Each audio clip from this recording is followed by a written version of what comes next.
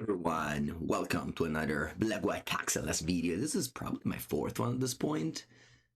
But yeah, this deck is cool. This deck is very cool. It's definitely the quote-unquote newest deck that came out after the banning of the One Ring. The One Ring was definitely keeping all the mid-range decks in check. And while, not many of them really exploded. It's not that you see like Jund or Rakdos or anything like that. This is probably the only, mid-range deck that has actually like came out as a strong option post-ring ban. Yeah, so what do we have here? We have Overlord of Balamork, a card that was very much overlooked back when, Modern first started. Maybe this card could have been a great play even in the in the Boros ring Modern. Of course, you play ring in this deck as well, but this card is very good, very powerful. You have the Nuts combo, playing Failure turn 2, this on turn 3, Flicker in it. You also have 3 Flicker Wisp in this list. This list comes from Respect the Cat, who top-aided yesterday's Super PTQ. Was a 10 rounds of Swiss event, so over 400 people. So just these MTGO tournaments are huge. And this 3 Emperor of Bones. Emperor of Bones is a great card. I really love this card. And I think it should see more play, and this deck is perfect for it. Just a mid-range deck where the Emperor of Bones can both disrupt the opponent graveyard and give you card advantage. So this is a very powerful card for this type of decks. I love going down to 1 Bowmaster. Personally, I would go down to 0. I think this card is just bad in Modern. It's been for a while, and now that there's no ring, there's really no reason for it to play Bowmasters anymore. You still have Recruiter, and you're like, oh, what if your opponent is on 1? Sure, okay, if your opponent is on 1, it's cool to get it. But there's not that many instances of people just drawing a lot of cards anymore. There's no ring, there's no, like, I don't know, brain, what's it called again? The draw 4 for 3 mana. Okay, what else do we got? We got a lot of, actually, let's do one change before starting. I want to add a third, I want to add the third Stone is Silence in the sideboard. That is a card that I remember last time I missed it a lot, because I feel like Breach is still like the most powerful deck in Modern, and this deck does not have a great time against Breach game 1. I mean, you do have an Interrupter, which does interrupt it, but I think Stone is Silence is just great, and I want to have it. We just need to cut a card. You can just add. I'm gonna cut. It's weird driving to Magistrate because you cannot Recruiter because this says Toughness 3 or more. Stone is Silence number 3 over what? I'm gonna hold on Kataki. I think the fact that you can tutor this just makes it quite impressive. Yeah, you can't really cut that much. I'm gonna cut Thoughtseize, but yeah, it can't really cut that much out of here. Anyway, we got a sub. Angels, thank you. Bom dia, bom dia.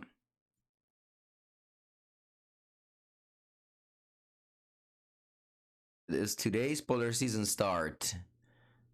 I thought spoiler season was just life. I thought spoiler season is just always, It's like saying, I don't know, it's apple season or it's orange season. They're always there. You go to the supermarket, you buy them. I don't know what's the season of orange apples or spoilers. They always arrive. And you're like, okay, sure. I don't know. I really have no excitement for spoilers. Maybe I'm become numb, but I'm not a casual anymore. Yeah. If it's played, I get excited. But before that, I don't. Alright, let's go. My hand is so, but it's alright. Opponent goes Polluted Delta. Blue-black actually won the Super PTQ. A list with no counter spell, similar to the one I've played on Sunday YouTube video. No, that's not blue black. What can this be? Is that Bug Living End? No idea what's going on there. All right, that's a strong card. Thankfully, we have Fight Out Push. Let's hope our opponent. We also have the Nuts Failure Overlord, but I think you should always think about killing the frog. If that's the thing, sure. They have the Force of Negation, yeah. But like if you pass, they can also spell pierce or counter a spell. So I think I should just yeah. Which enchanter or Arid Mesa? I'm gonna go with Arid Mesa. There's like a number of cards I really don't want to draw. Like think about a third Ephemerate or Aether Vial. So I'm trying to surveil those in the graveyard. And getting double black, which is relevant.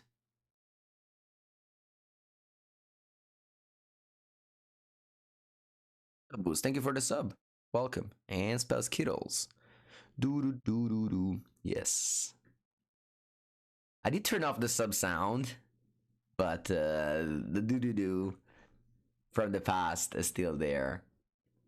Okay, you're playing with the second Psychic Frog. I have Overlord. Overlord is a strong card.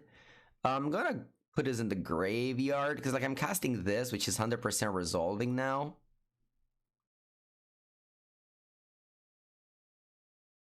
Yeah, yeah, that's what I'm doing. Because the problem with, because I can also go like on top land failure. Let me think about it. The thing is that failure dies to removal. Opponent can either a spell snare, or fatal push. If it's fatal push, I can blink it, so you know I save it, but I still don't trigger the Overlord. Another problem with attacking with playing the Overlord is that I can brick. It can like not find me a. It's not easy. It's really not easy. It's really not easy.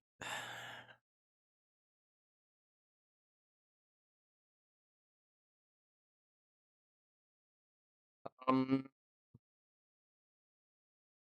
gonna go Overlord.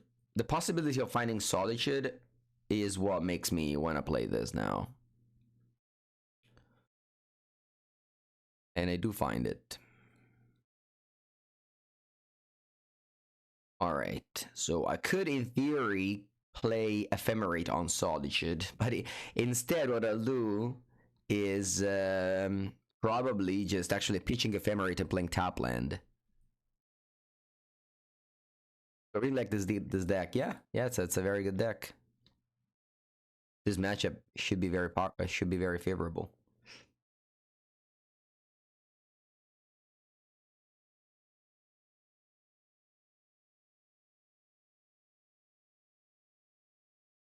Ephemerate the Solitude there is just not. It's just not a good play. You're basically playing 1 mana for a 3/2 lifelink. It's not a good play. You hate Aether Vial so much. Yeah. Do you have to play Aether Vial? You mean? Wow, look at this. If they are dropping like a creature now, for example, an Oculus or a Merc, I draw a land. I can go Emperor of Bones Solitude and kill this. Basically, just Emperor of Bones, just like a Shriekmaw. Let's hope that happens. Nice.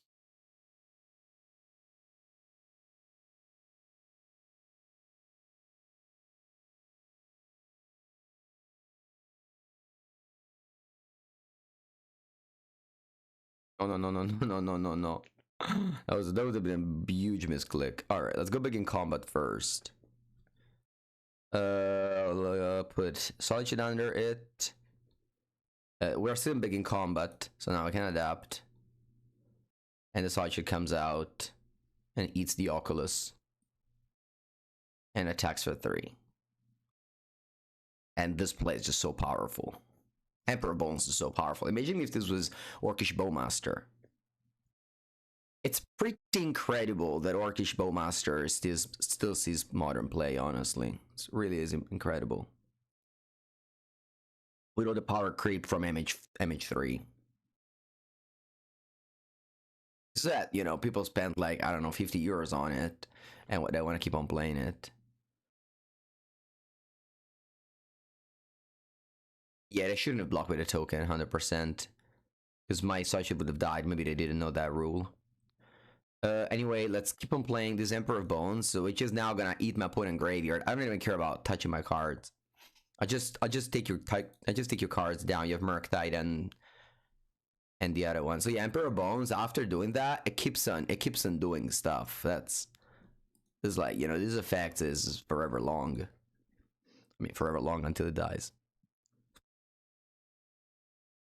I could like exile my creature, you know, but like I can just do that next turn. There's no rush. First, I want to take care of your graveyard. It's like the weird cumulative upkeep card. Oh yeah, Jotun Grunt. Jotun Grunt, I think it was called from Cold Snap. Yeah. 2 mana 4/4. Strong card.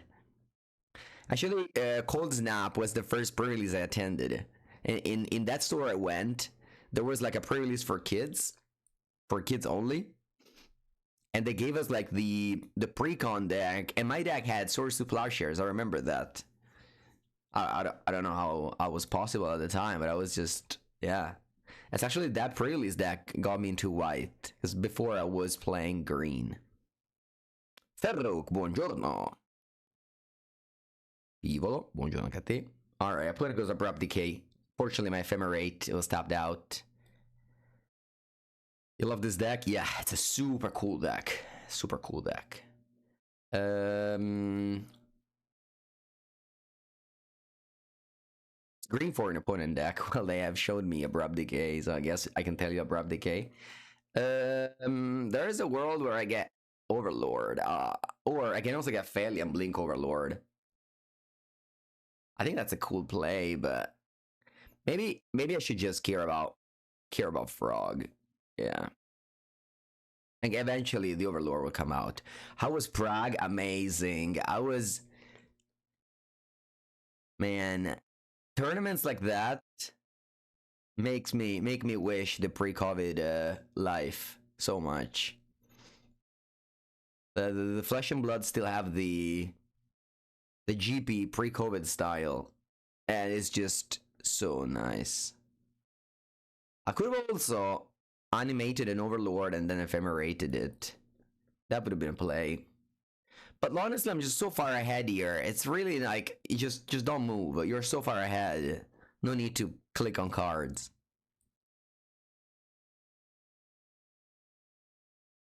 Flesh and Blood expensive to get into. Yeah, it's like Magic, but it has less years of cards. But all the formats are eternal, so you have to get the old cards as well. I made an article once about like how expensive it is and everything.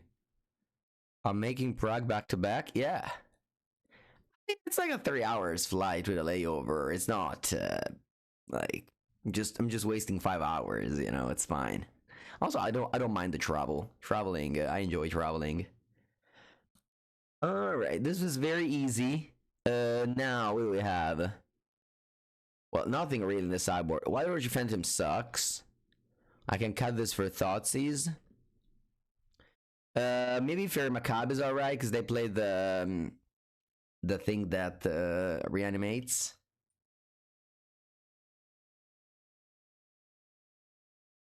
Vibra, buongiorno.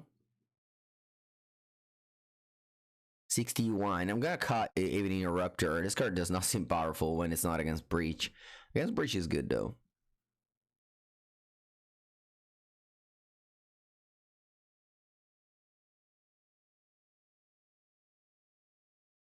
Yeah, they still retire heroes. That's also cool. Like they don't have a rotation like in standard, but after a hero has won a lot, they ban it. Like not they ban it, but they retire it. And like every tournament in the world give points to this hero. If you win with a hero, you get points. It's like a standings, a ranking of like that. I don't know. I'm not like I just started for a few months and only played the 3 main event and one PTQ. So I played the game like 4 times. The game is definitely cool, you know, but it's cool. It's as cool as Magic. It's nothing. It's not like, you know, another thing. It's similar. But the people and the competitive love, the competitive care they have is fantastic. It's just much better than us. So, you know, that's definitely the thing that keeps me in. All right. They do go and go. I'm gonna be ready for the Seki Frog to come. So I'm just gonna go swamp push if they have it, or surveil if they don't have it.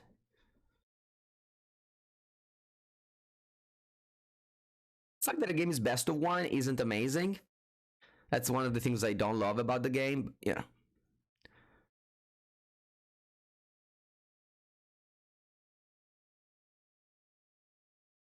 Happy you're happy I cut Pedalo's color. Oh wow, Topo Orb. Gotta take a screenshot about it. Because Piegonte was talking about Topo Orb the other day.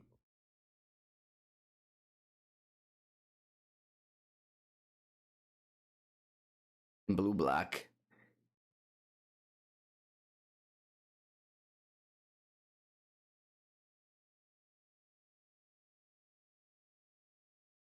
This is a 3-1, no abilities. Is it good enough? I think it's gonna be very hard to win, right? I need to draw Overlord, I think. I think I'm going Solitude. I don't know. It's not that Recruiter does anything anyway.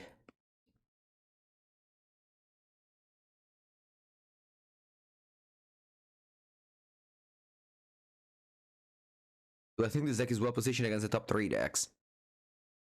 Yeah. It's probably bad against Grinding Station game 1, but you fix it post sideboard.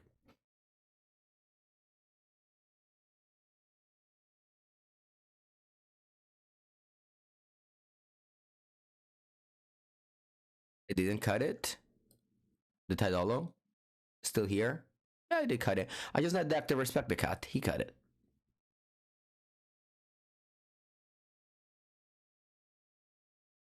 Wrist. Mm-hmm.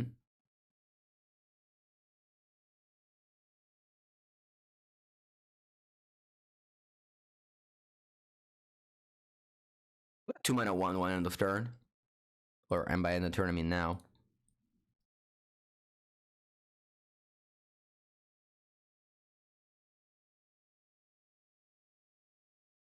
Nice. Emperor of Bones.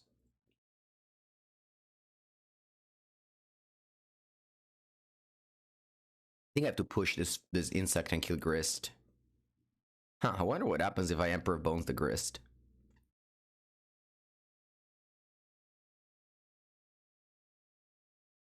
I wonder if I should play Emperor of Bones pre-combat. I think I will. I give my opponent a chance to kill something with Ephemerate, but also I exile a card from my graveyard. I don't think it's that bad.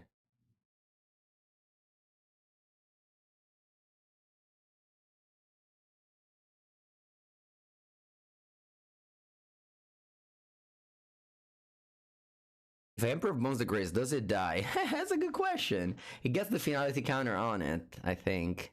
Because it says a creature card, blah, blah, blah, blah, blah, under your control with a finality counter on it.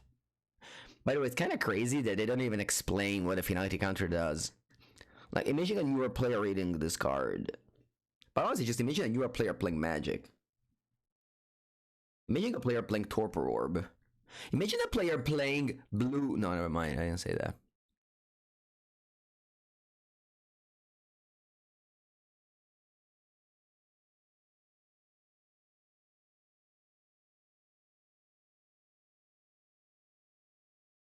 Remember, chat. Remember, all the viewers. Cards that do card disadvantage are bad at Magic. If you tap 2 mana for a Torpor Orb, your chances of losing the game are extremely high. Oh, Mengu, you have a Stony Silence in my sideboard. Desperate measures comes from desperate answers. Timur Underworld Breach, it's clearly a broken deck. So you have to play bad cards like Stony Silence. But normally, you will never be requested to play such a card, you know? So Torpor Orb, it's only for when, I don't know, there's something that does not happen in forever. So just don't play that card. Desperate times curse for desperate measures. Thank you. Yes, that's the saying. What did I say? Anyway, thank you for correcting me my English proverb.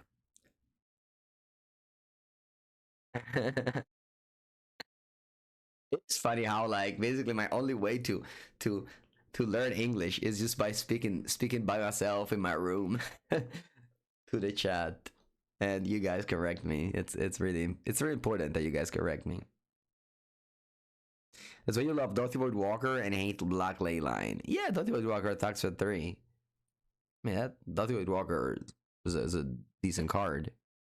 Leyline is the same as Stone of Silence. You only play it if it's a desperate time, which hasn't happened in years.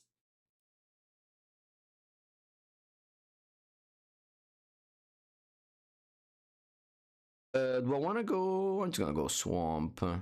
Yeah, I have plenty of... Maybe I shouldn't go Swamp, but whatever. Alright, Overlord, please impend me. Yes. Ooh, look at this. I got failure. That's the nuts.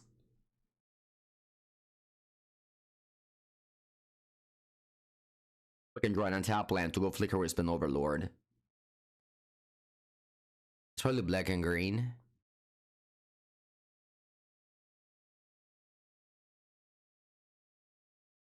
It either be the Rock or Yogg. But very similar decks. You don't really do a distinction among them. They both rely on the Agatha Soul Cauldron to win the game, usually.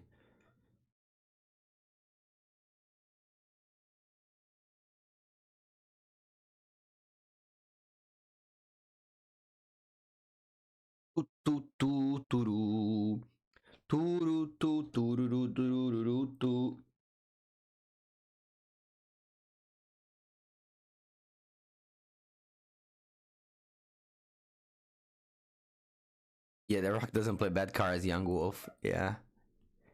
Alright. Unfortunately, no on top land, but it's okay. Nice. I love to surveil it around to the graveyard.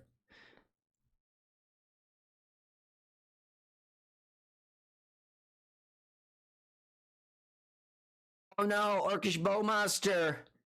Oh no! Oh no, raise the alarm! The alarm has been raised.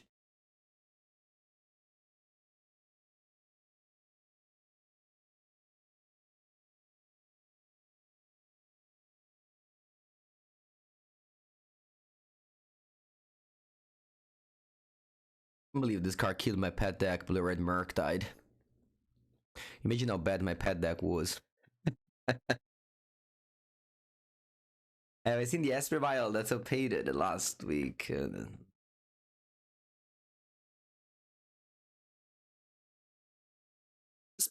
Poor raise the alarm, can't even attack. So sad. Raise the alarm. Can't even attack.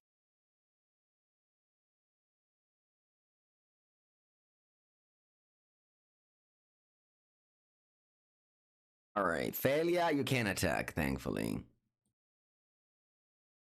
And now the question is... what do I blink? I think I'll blink the Overlord. If they double block my failure, I just get back failure end of turn with Overlord. What's happening? Endurance? C'est bien.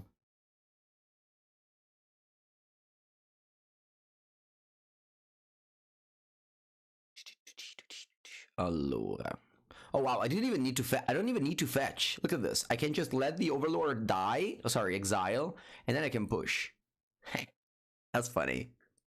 Revolt is on. No need to fetch. Nice, a double block. So that we can't brick with our Overlord. Opponent's playing very old cards. Endurance and Orcish Bowmaster. Opponent need to keep up with the time. You have to play 2024 cards. You can't play 2023 cards anymore. Or 2022. Sorry, 2021. Oh, that's so old. It's like, I don't know, going to a... What's something that children are better than adults? I don't know, what if those, like, you know, tubes, like trampoline tubes that are super small that only children can get into, you know? And you're just an old person trying to sneak in those like little tubes. That's what Endurance and Orcish Bowmaster do. Which is over a year, you know, like 60 months old and 4 months old, just sneaking into tubes while you play 2 mana 1/1 to make a treasure.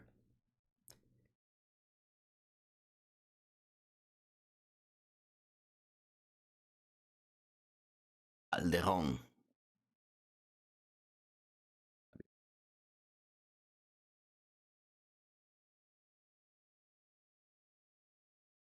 All right, let me do main phase stop. Sorry, second main phase stop. Because I'll violin Aether Vial.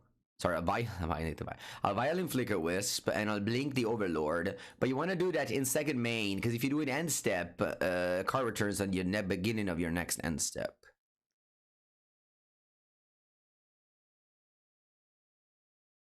So we can now do this again. I should probably fetch Surveil to have more options. Nah, that's not true. I already have plenty of options. And this thing doesn't even target, so they can't even exile with Agatha's Soul Cauldron. Oh boy, now let's just end this. No? You keep on, I want to keep playing? Okay.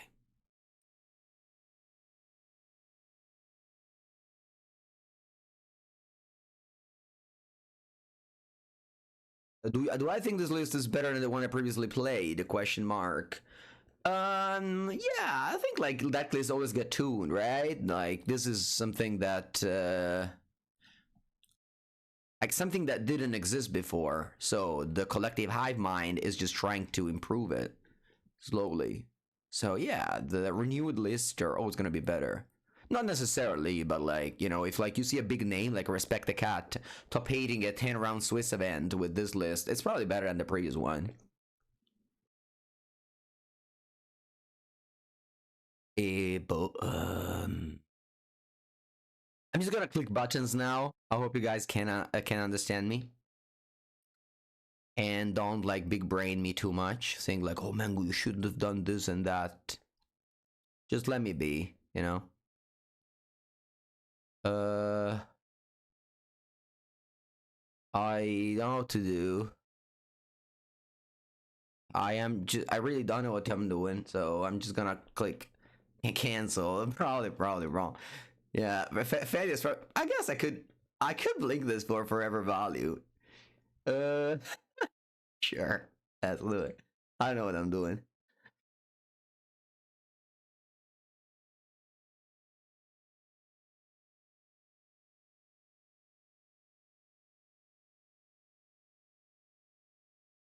This deck is perfect for those players that just don't want to win.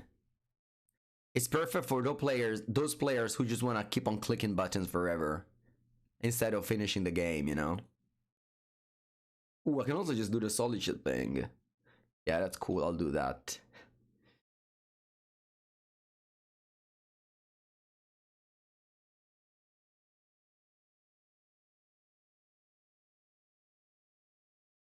Like those players that get upset when you concede type of players.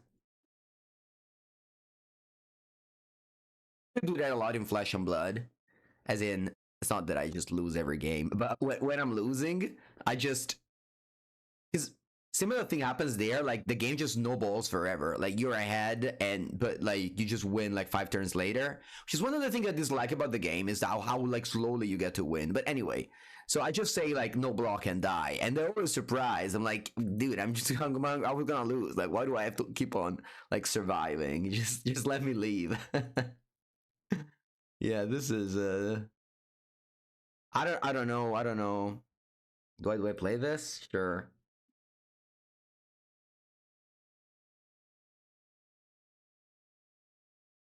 I get an Avon, which I just pitched.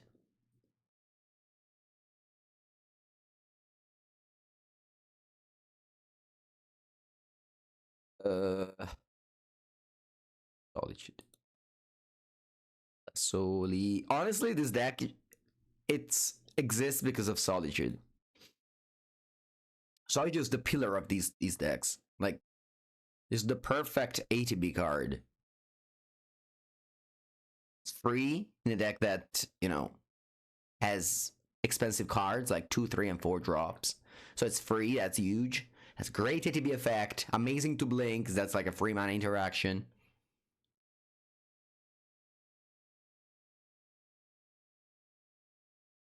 Hitting this with Grief. Yeah, I mean, it could be one of the best decks in the format. I honestly think this could be the number 3 decks of the format. I would, yeah. This could easily be the third best deck in the format. It's going to be very interesting to see this weekend the regional championship. I think this deck has the potential to do well.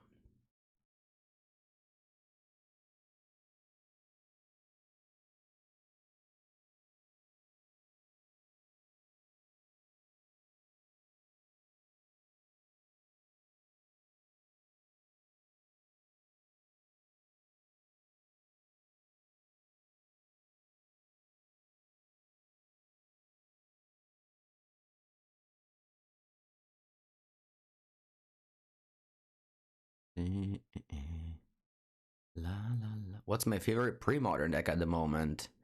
I mean, it's always the same. The format is not rotating, so I don't rotate. I keep on playing the same deck. The blue-white enchantment.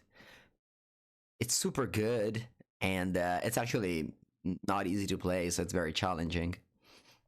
Every time I play it, I always feel like I'm learning something new.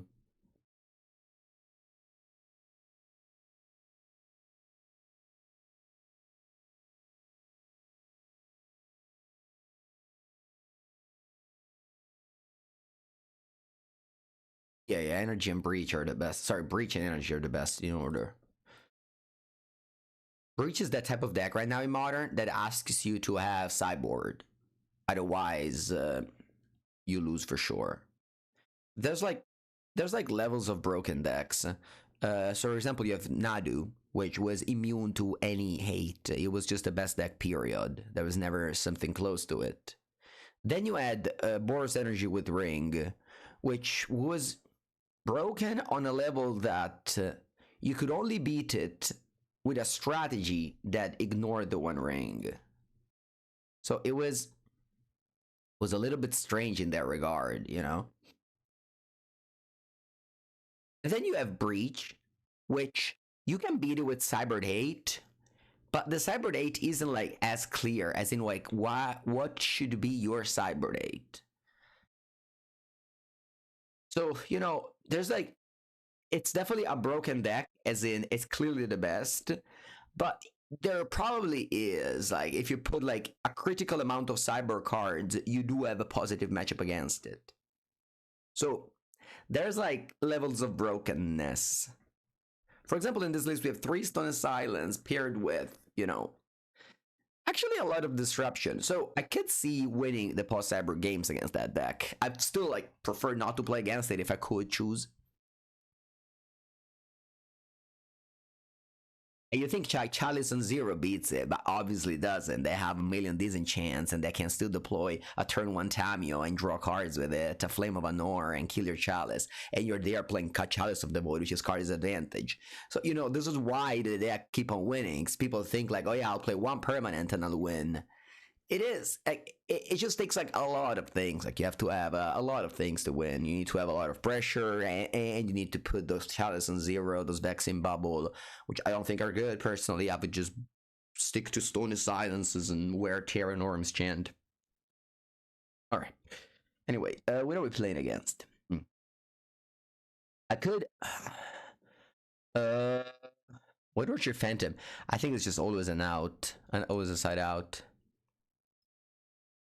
I think Wrath is gonna be good. I don't think so. I think Wrath of Disguise exists for whenever you side out Aether Vial. That probably is against Boros, and exists to beat Urza Saga. So I don't think Wrath of Disguise is good personally. Yeah. Threat Magistrate does not stop the. I'm gonna put in Fury Macabre. I think it can counter like a Yawgmoth. I have thoughts is when in doubt.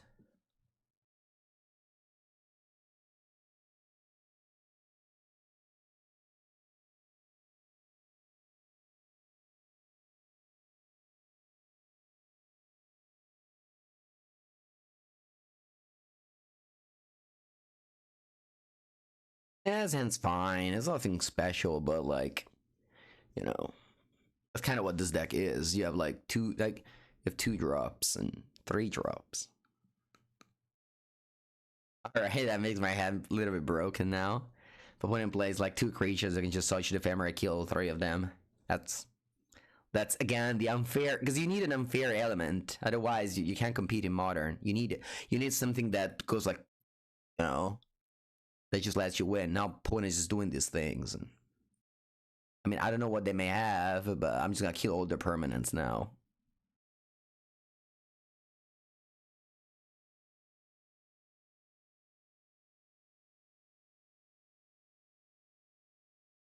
Also, Witch Enchanter are pretty broken that you can pitch it to Solitude.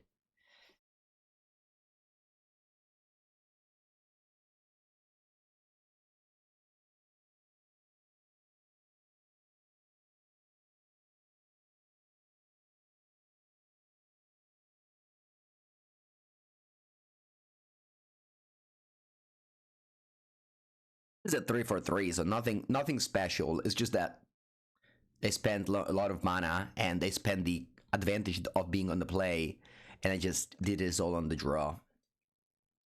Combining an MH1 card with an MH2 card.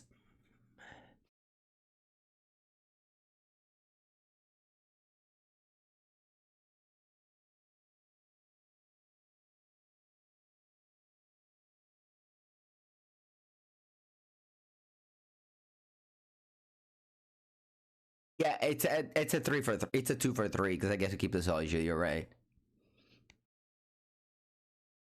Yeah.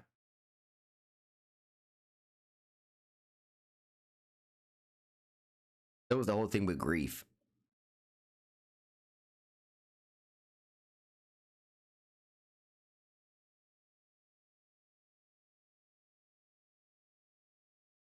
Let me attack first.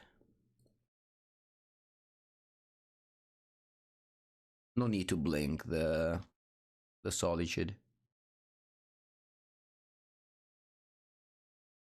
The good old scam. Abrupt Decay. I played against 2 Abrupt Decay decks. That's pretty crazy.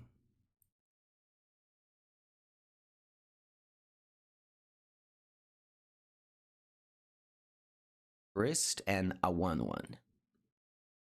A 2-mana 1/1. Abrupt Decay is good against Breach, you guess. I don't know. That's how Breach gets away with it. People playing Abrupt Decay.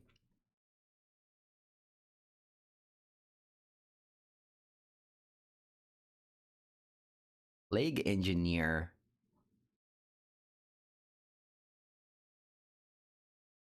Also known as Shriekmaw.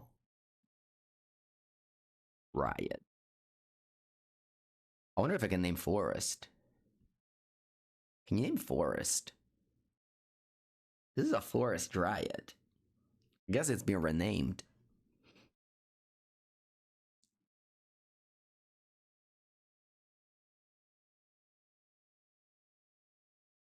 I don't know. The idea of playing an Abrupt Decay on a Johnny makes me think of like an old person fighting a young one. Like you're just spending 2 mana on a 2-drop that has already made a 2/1.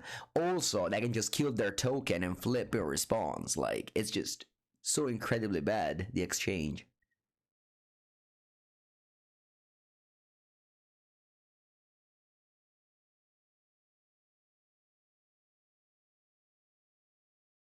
In the tank with a card I freshly draw. Maybe it's a Zenith. Usually when they're in the tank, it's a Zenith involved.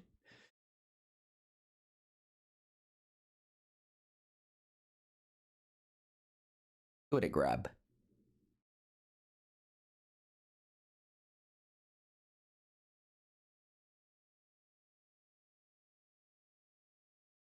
Strangergeist. Wow. Crazy. Strangergeist.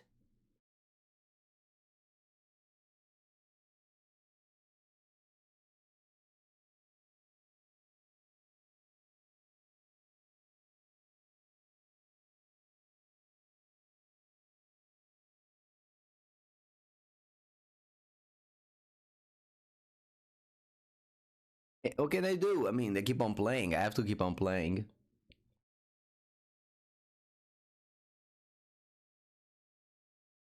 It's your chance, they say in the chat. It really was your chance. Wow.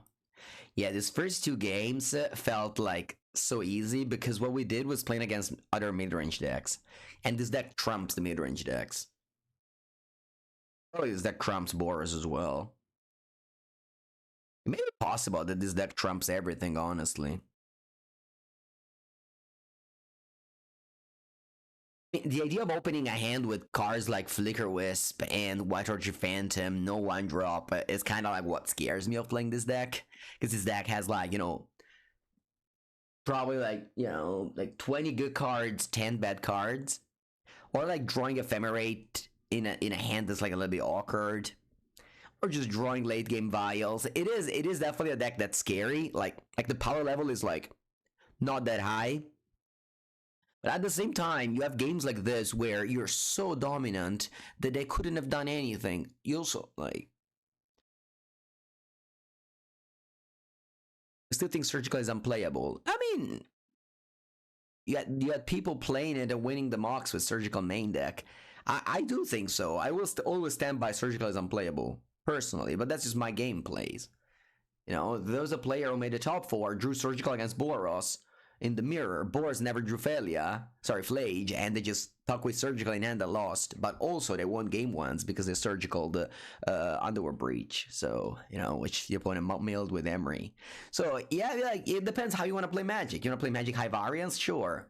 I feel like if I draw Surgical and against, like, the mirror match, I feel like the mindset damage that play does to me, it's tremendous. Like, I'm just gonna lose the match because I'm so less focused thinking about the Surgical extraction.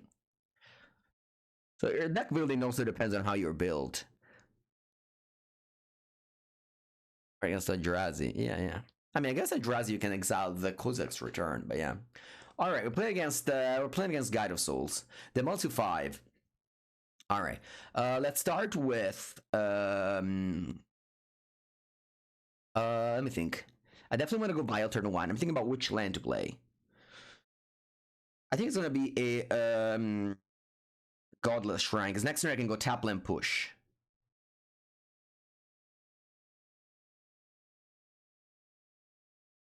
Yeah, you can find all the MOCS of Magic Online on their YouTube channel. You write Magic Online on YouTube and you'll find it. But first, you write Mango's Workshop and watch the last video, Tommy versus Torolf. That's my second video without me on the channel.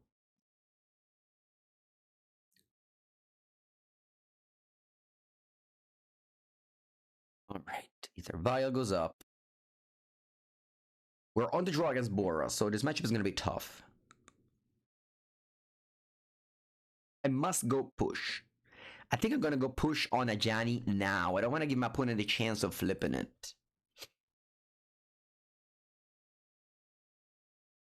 The draw is going to be hard, but Aether Vial is going to buy us a lot of mana. Check it out.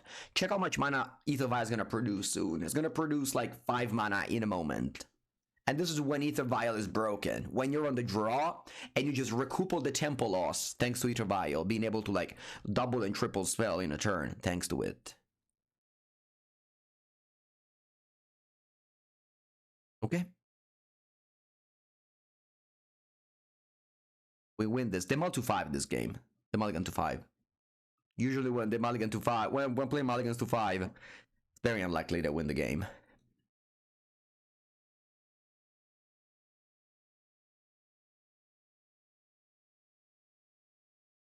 I don't want to move.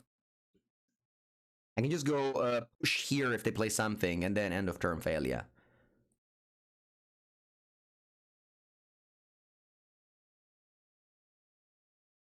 It's gonna die probably, which is the thing I dislike about failure, is that dies to removal. But it's okay. They just didn't do anything after turn 2. They wasted turn 3 and 4. Yeah, this is not great for a modern card to just die like this. Not a fan.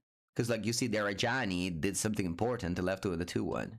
My failure didn't do anything. What do we do?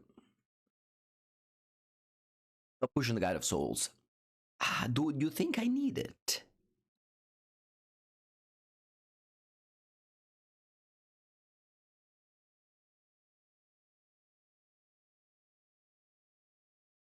gonna Shocks and tap. This probably is now a...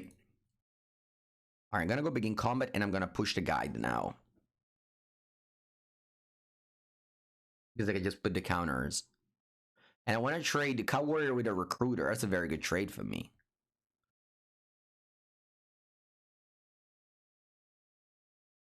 This is the famous Recruiter chain that you can do. You just recruit for another Recruiter for value. I'm winning by miles right now, so let's just think about what's happening. My opponent's gonna probably play either Spyro or Fable. So we need to be aware of that. I am going to take Sky Cleave, probably.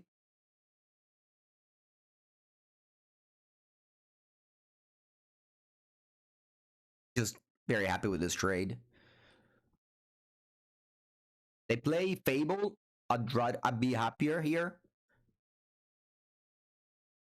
Because I can like blink the token and exile the Fable, whereas Spyro already does its value of like discarding 2 cards, which are 2 spells. One goes to 1, the other one stays at 3. I'm gonna go actually always no. So I don't misclick on it.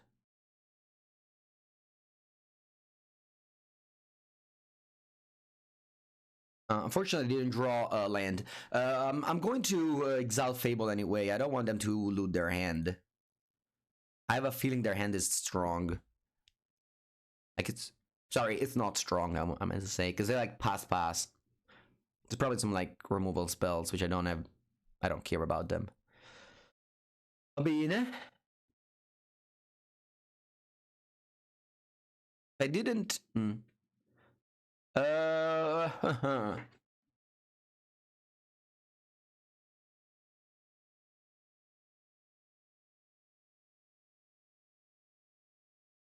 am going to leave them with a Goblin Shaman 4/4 here. This would be like bad a little bit in the sense that my opponent will be able to make a 3-drop and attack me for a 4, but from there on I can like blink the Goblin Shaman in multiple ways. So it's not the end of the world. Leo, thank you for the raid. Welcome to the stream.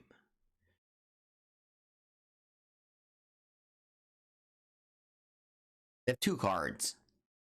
Goblin Bombardment. Babin. Very good card. Very scary now. We can definitely die to Flage Ping.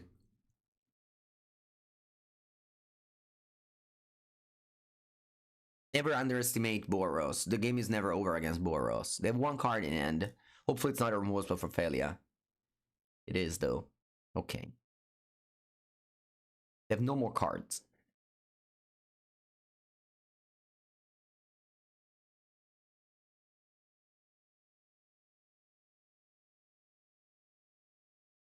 They have no more cards.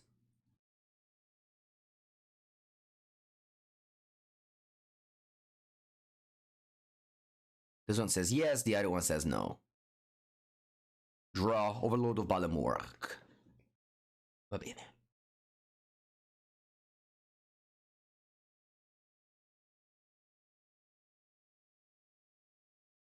We have a couple of options available to us. One is to go Solitude Pitch Recruiter and then Flicker Wisp it. This way I'm gonna get rid of both of my opponent creatures.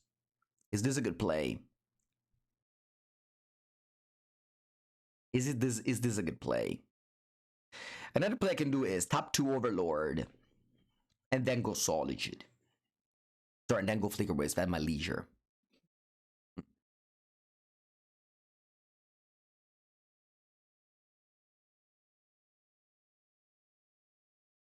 I go tap 2 Overlord. The Flicker... This thing flies, that's the problem. I can't block it with the Overlord. If I go Flicker Wisp on Solitude, the opponent just pings my Flicker Wisp. Solitude remains, though. I think that's a good play. I think that's what I'm gonna do. I think I'm gonna go Solitude, evoke Solitude, Flicker Wisp it. Yeah.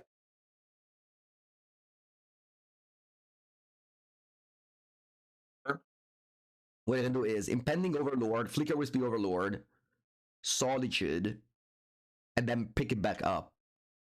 Because I got 2 ATB. I guess that way I would have untapped Failure. This thing does nothing on this board, so it's really only about this. Hmm.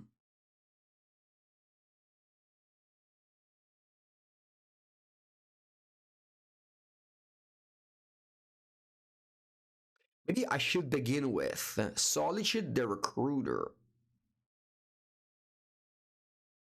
Yeah.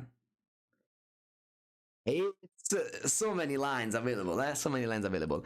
All right, let's do Overlord first, because I think I'm not going to use this mana anyway. I think I'd like to get back Failure.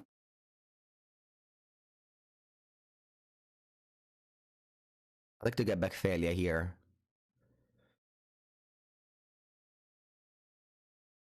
And then I want to go Solitude on Goblin Shaman, main phase 1.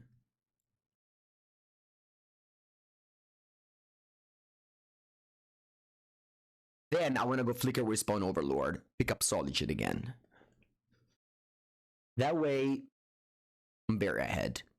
I can still maybe lose to Flage. Oh wow, that pinged the Skyclave. Sure. Huh. Let me think about this then. Maybe I'm not interested anymore in playing Flicker Wisp. Now, I'm more interested in passing and then in their upkeep playing Flicker Wisp. Because like, this thing has a damage on it. Maybe it's better if I just pass. I think opponent is interested in doing this, so might as well just wait. That way I save the Flicker Wisp. Yeah. I would have a 5/5 in defense, but I think I don't care about a 5/5 in defense. Could have Flickers with Solitude. I had a lot of lines available. I'd rather Flicker with the Overlord. I thought about all my I talked about all my lines. So you know, I hope you understood them. All right, here I could Flicker Wisp the Skyclave. Like 3/3. I can block with a 3/3.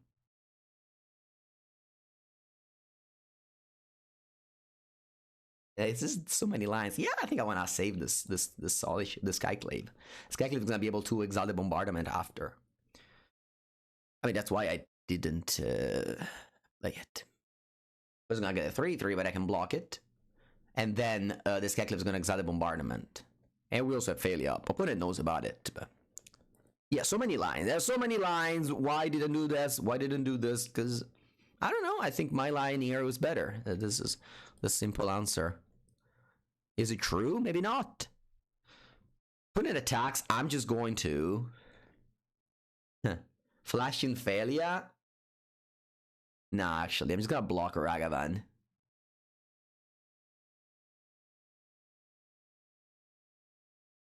And I can see that there's no way I can lose this game. I just block Ragavan, take 3, go to 4. They can even ping me down to 3. End of turn, I put failure in. Next turn, I attack. I get back Solitude with the Overlord. My Skyclave comes in, exiles the bombardment. I just have Solitude in there, so I don't die to Flage anymore, and the game is just over. Like so many lines, and all of them would have brought me to victory. Honestly, it was really hard to lose that game. All right, let's try with the Wrath of the Skies. So we have 4 cards here. What do we don't like? Well, a lot of cards I don't like. The tension between Aether Vial and Wrath of the Skies is so real. I think White Orchid Phantom keeps being bad, but maybe it's just I have to take out Vials. I really cannot register Vials and Wrath, but Vial's so amazing. Like this game, Vial won me the game. Yeah, so I actually gonna call Oven Interrupter and White Archer Phantom. I can't count Vial. Vial is so nice in this deck. So we just accept the normal Vial's Wrath. We are, you know, against Boros, so if that happens, that's fine. That's funny. This is exactly what's happening in this game. I'll keep this isn't strong. I have Wrath of the Skies.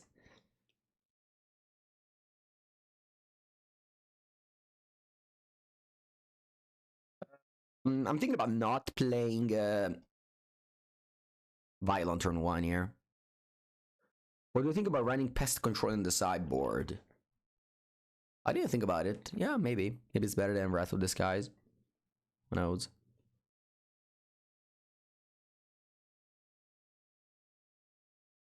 I'm gonna surveil here. I think it's better than pushing. Surveil into a lens. I actually don't want that. I want more lands. Nice. I'll keep on playing Witch Enchanter. Sorry, I'll keep on playing top lands, I meant to say.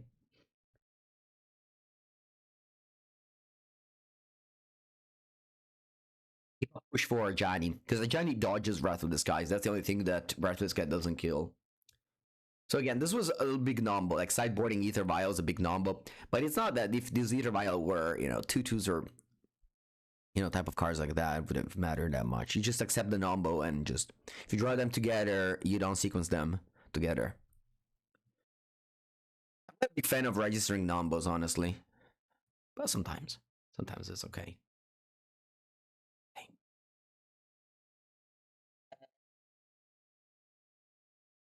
Now the question is, do I want to play Witch Enchanter tapped or Godless Shrine tapped? I think it's only like 1 more damage to play Witch Enchanter untapped. And in case I draw a 4th land, I'd like to have Witch Enchanter to kill a 2nd bombardment.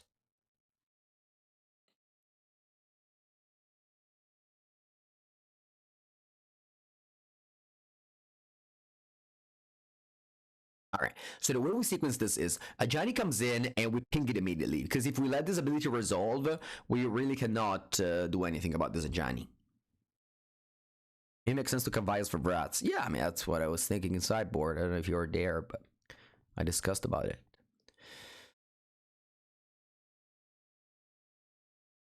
Next turn I'm gonna have Wrath for 2.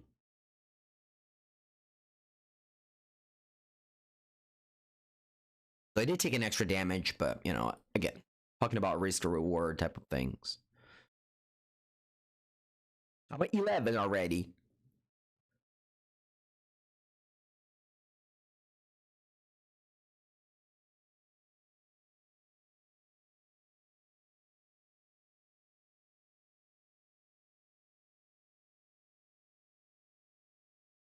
This guy's, of course, kills enchantment as well. That's why it's played, because it kills her as a saga. Flage.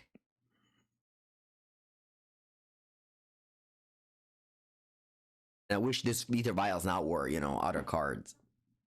Yeah. Probably a punt, but we're here. We can also flicker with the White Blessed Meadow to get back the 2/2 to disenchant if we really have to. Solitude. Nice. If the top card was bad, it could also flicker the Surveil land. It seems to you that Elishnorn would be good in the mirror. Elishnorn. Yeah, that's true. The perfect draw would be Emperor of Bones. Yep, yep. Very true. By 5, opponent is burning me out. Gonna go always yes. Always yield. Always yes. And mana base was so painful this game. Painful mana base I had.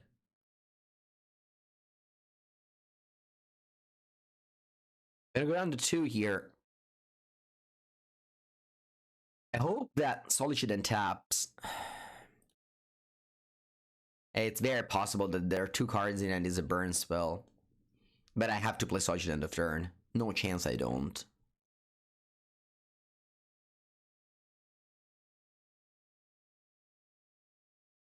Bought the Black Overlord last week at 15 and now to 25. Nice. Yeah, I also bought them at 15. I'm gonna play them today. Today I'm gonna go to Mango's Workshop with Tommy and record I'm gonna record a Modern match. We haven't played Modern in a long time, because last time we played Modern it really did not go well. But I'm gonna play Black-White Taxes against Splinter Twin today. 2 cards left for them. Hope it's not Galvanic Discharge. Hey, it is. Hey, unfortunately, there was no way for me to... I mean, I guess I could have passed, but... then I don't attack for 3. So I just took a risk against Galvanic Discharge. And he's something. Yeah. I mean, it's gonna be an even interrupter. If these Aether Vials were even interrupter, I may have won this game, you know?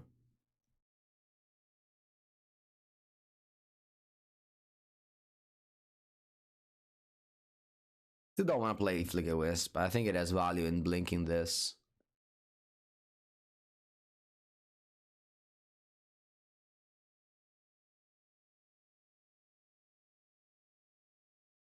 On 3-3, and then I'm gonna stop the effects of always yes, always yield. It still feels winnable. Yeah, it still feels winnable. I'm gonna play 4 mana 2/2. It's a May.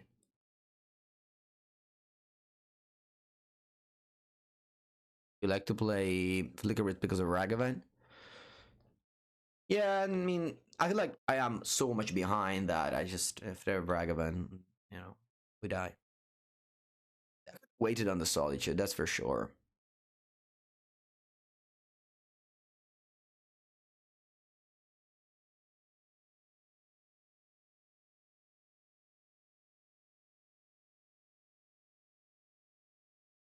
All right, I'm gonna go 2-3-4.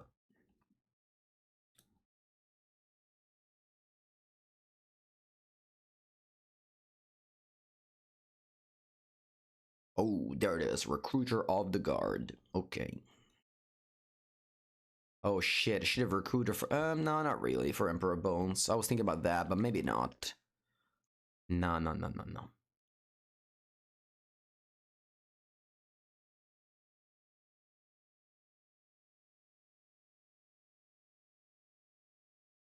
Set it out, Aven. I'm gonna go a recruiter for recruiter here.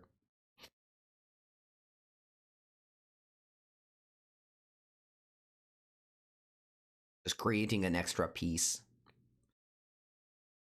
I have to be mindful of Flage Face.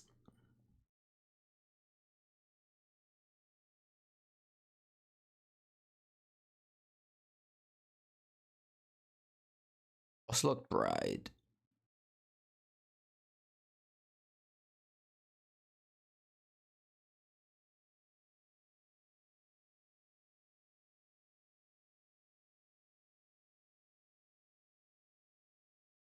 I'm gonna go a recruiter for failure.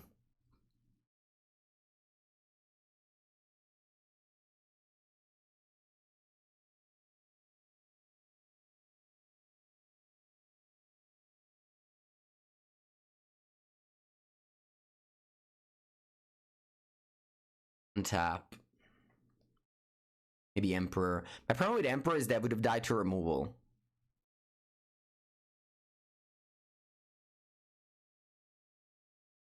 I'm gonna bring all the vials up to through 3-4.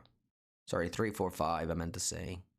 Okay, I do something in upkeep. Yep, you have 1 card in hand. What is this? Robin Charm Failure.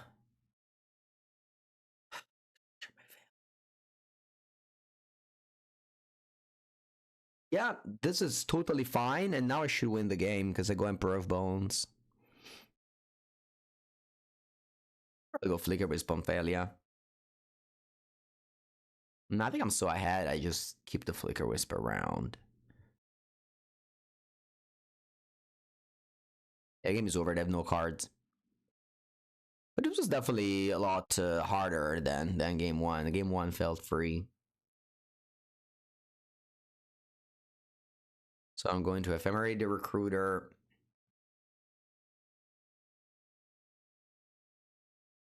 There's a little bit of lag, but...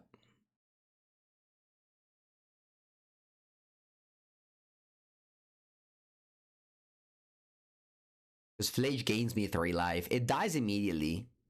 I guess...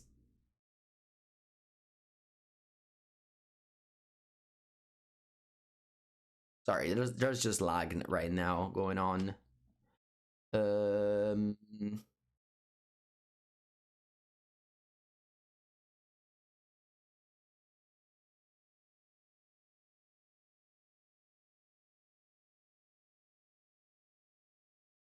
can always go Flicker Whisper Solitude if I want to, so there's really no problem right now going on.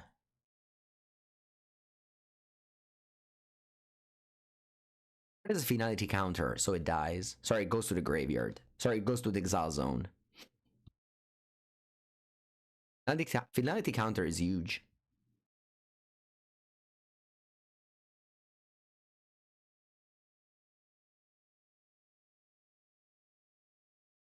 We're fine. No, they obviously they flooded badly, but you know, what can I do? I go Flicker Wisp, linking a Recruiter. End of you have to do that in main phase too. End of turn, Recruiter brings back Flicker Wisp, or Recruiter comes back. I was going to get Failure, but I guess it's whatever. I'll take another Emperor of Bones. This card is just great. I just love it so much. Creeks, thank you for the Prime sub. Welcome to the stream. All right, I'm gonna go always know, always yield on those, so you don't have to click through that anymore.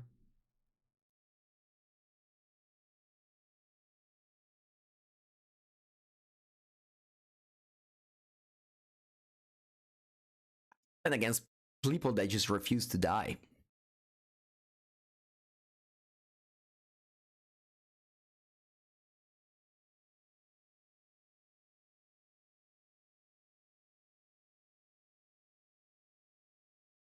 Let's get Flicker Wisp. Pure l'Overlord, ma ci mancava l'Overlord.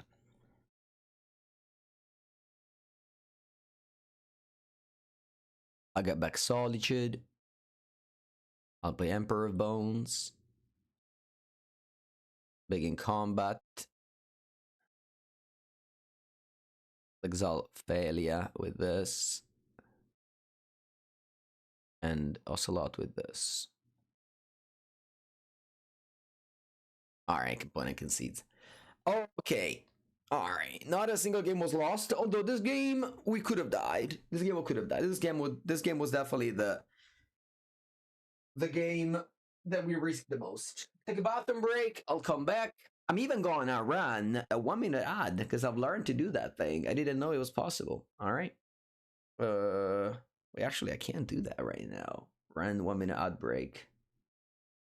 Never mind. YouTube doesn't let me do it. Sorry. I'll be right back. Okay, let's go. My hand is playable. It's also painful. It's important to play turn 1 Bugger Trawler, I think. So that on turn 2 I can go top lane push if I play against Guide of Souls, for example, or Ragavan. With 61 cards, back in the days, the only 61 players were playing Amulet. Back in the days, you would always default thinking they're playing Amulet. Let's see if it's true. Nope, it's not true anymore. This is the mirror match?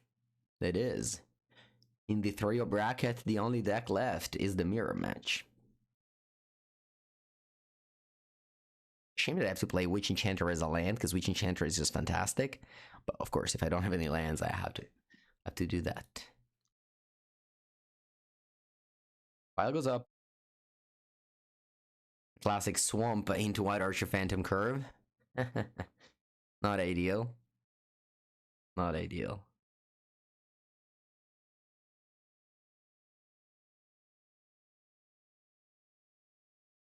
I'm going to play Overlord there. Maybe it was better.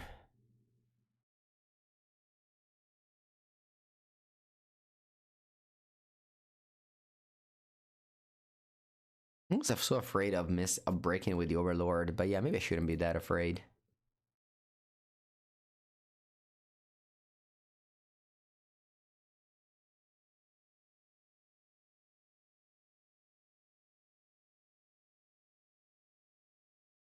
All right, very nice. A third land, so I can play even Interrupter.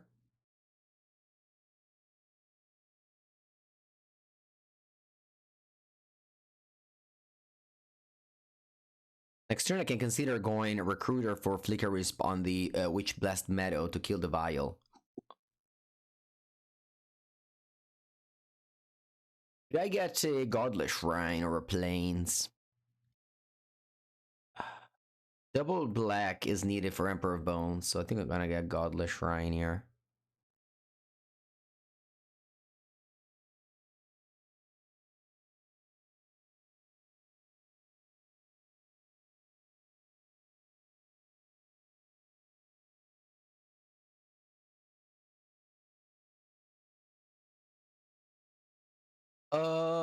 Might as well disrupt.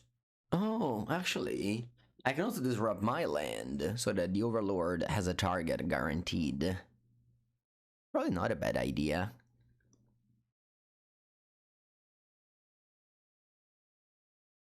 Not a bad idea. Right? This is up to one dragon. Controller, blah blah blah blah. Or destroy your land. So you don't have that play available to you as well. What's my next turn gonna be? I can go a Recruiter turn 3. Up a Flicker Wisp.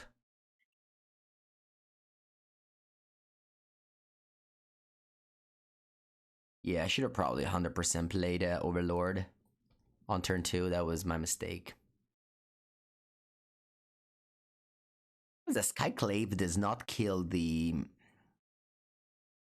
Overlord. Only Witch Enchanter does. What am I blowing up now? I'm gonna go for Bugger Bog.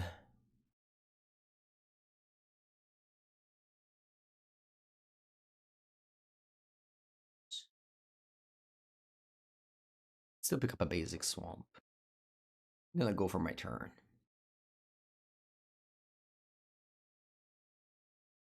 Emperor of Bones. Should have done this end phase, of course, but it's okay.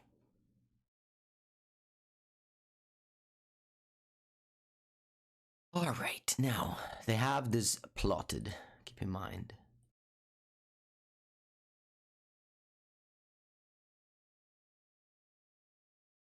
Nice draw.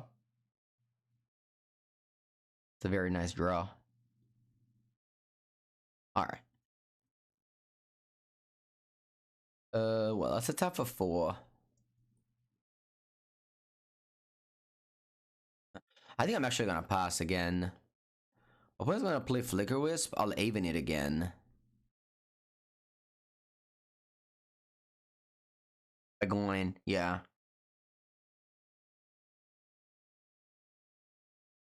Yeah. And I'm just attacking with flyers. Opponent's just almost dead, basically. Attack for 6 with my flyers. I have 2 Aven in this list.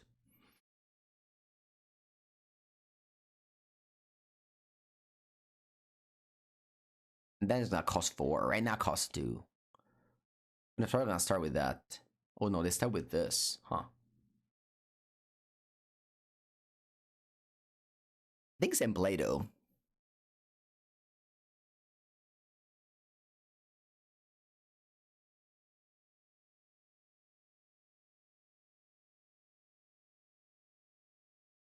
I get Aven. And I'll cast it.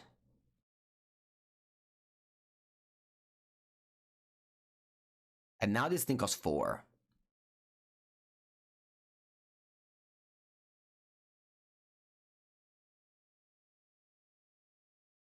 Checking for 6 in the air, you're at 4. The Vial, huh? I think I'm gonna stay. I have a lot of 3-drops in my deck, and I'm gonna go Overlord this turn, most likely. Yeah, let me go Overlord to begin. Then I'll go push. Yes. Solitude or Recruiter? I'll get Recruiter, thank you. Then I'm gonna go push. I guess I don't even need to push. This really does not much. It's preventing 1 damage. Yeah, I'm gonna go push.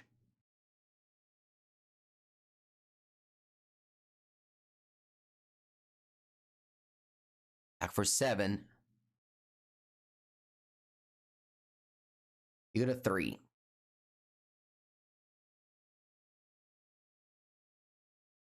Do you have an interrupter? Yeah, probably because I was in the play. I was in the play, so I was able to do this, like, even interrupter kind of gameplay. That's like pretty impossible to beat. Now they have to tap 4 for these. I mean, they can, of course, tap 4. Sure. That's not good. Like, this card, you can definitely be tempoed out if you play a lot of these. Because this is like 2 mana to return a card. It's not a good card. It's not a modern playable card. It's only good if you blink it. But this game, we just tempoed out our opponent with Aven. Aven Interrupter won us this game. 2 mana raise that is unplayable. 2 mana raise that you can blink multiple times, then it becomes like a super powerful card. But opponent never had time to do this game. Alright. Mirror match. Legionnaire only hurts the opponent's side, so we could kill like a Flicker Wisp with it, or a Recruiter. I don't know if it's good though.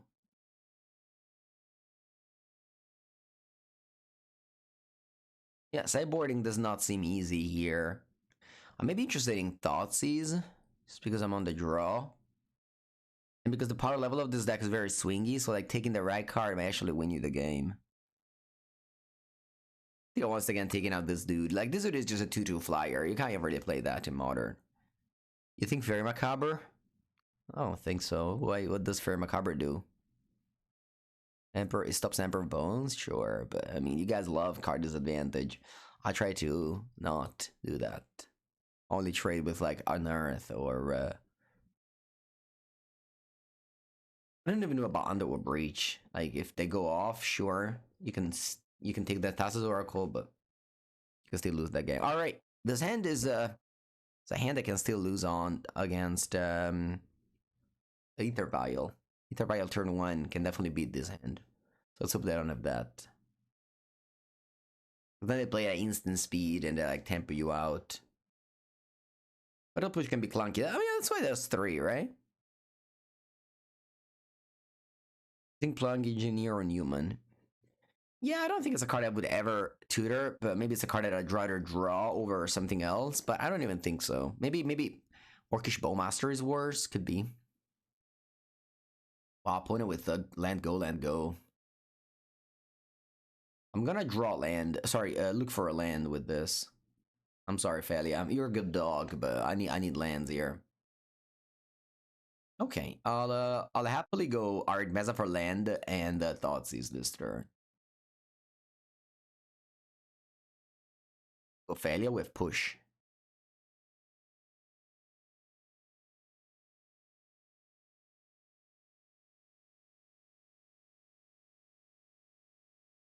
So if they play Failure, we kill it. If they play Emperor of Bones, we kill it. Solitude is disadvantage. Probably the card is actually even Interrupter. Like, imagine we just draw 3rd land next turn. I can't really go...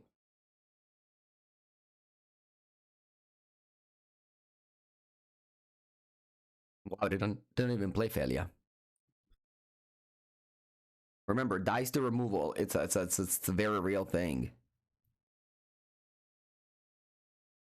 Ah, it's too late. Oh no, it's not. I thought Alright, I stopped myself in time. Let's go down to 16, 14, push. Alright, let's draw land. Let's draw land. I'd love to draw land. My. I'll be in it. Then you play this guy and exile a card of yours. Probably. I don't think it matters much, but I'll exile Aven because I don't know. Emperor Bones dies to push. Even has a strong ATB effect. And against certain decks like Underworld Breach, Aven also has a strong static ability. Opponent has to go like 2 mana Breach, 3 mana Unholy Heat, and then kill you, which is totally possible, you know. It's 5 mana, this deck is low, so it's not that I have Aven in play, I'm safe. They still go Breach, Unholy Heat, and you're still dead, so don't be too excited about it. E però le terre, Dio caro. I mean, there's only like 21 lands and 4 Vial. It's not that this deck has a huge number of lands.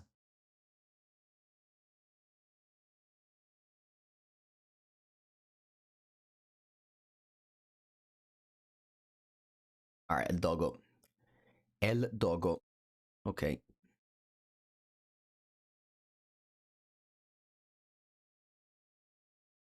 Actually, I'm gonna let the Doggo attack here. It doesn't do too much.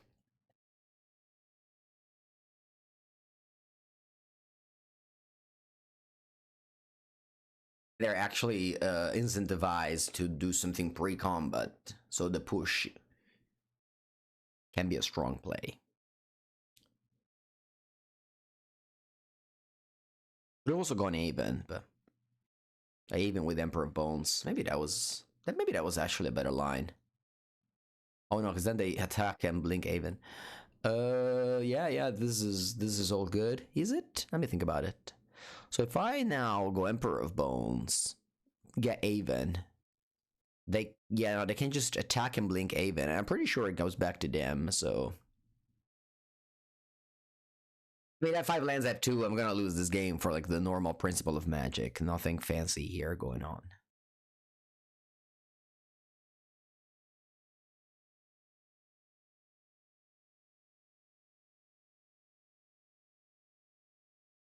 That could flood and die, but it's not just unlikely. Land. All right. Okay. Now what do we do? We're gonna recruit it for Sludge to get back that tempo. We'll go big in combat first, and kill your dog. Sorry, and eat your dog. Emperor Bones is eating the dog, and it doesn't block. Okay. Now, I think I'm very interested in just going Recruiter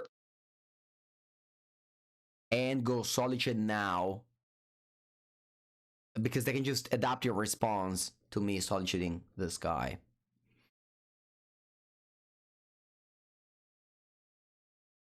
What will I... So yeah, I'm getting Solitude. And what do I pitch? I'm thinking about pitching the spell. Yeah, not a Flicker Wisp. The Flicker Wisp seems slow here. Not bad, just slow. I don't have lands to do the Flicker Wisp thing, I think.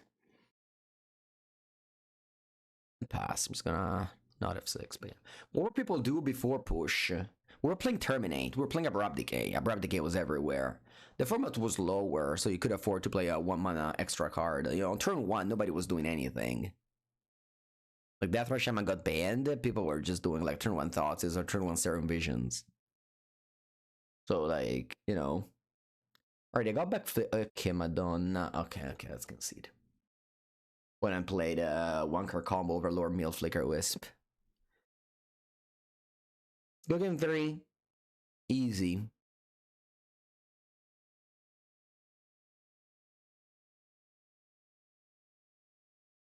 I think I like all the cards in this deck.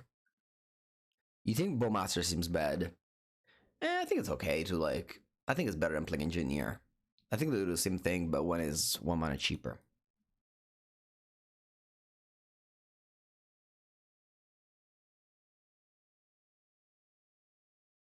Alright. Bio is very strong in this matchup, so hopefully it can carry us the game. Obviously, we need to draw literally every card to win this, but if we just start drawing some creatures to put into play, Aether Vial is very strong. Like that game, Aether Vial would have just won me the game easily.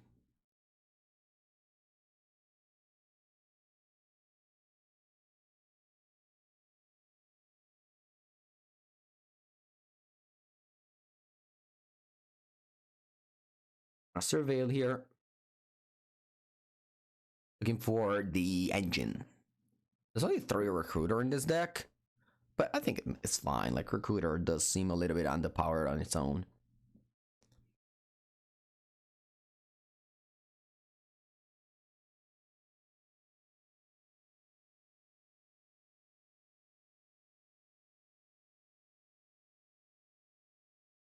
It's honestly pretty crazy that an Aether Vial deck is good, and Aether Vial is actually good in this deck.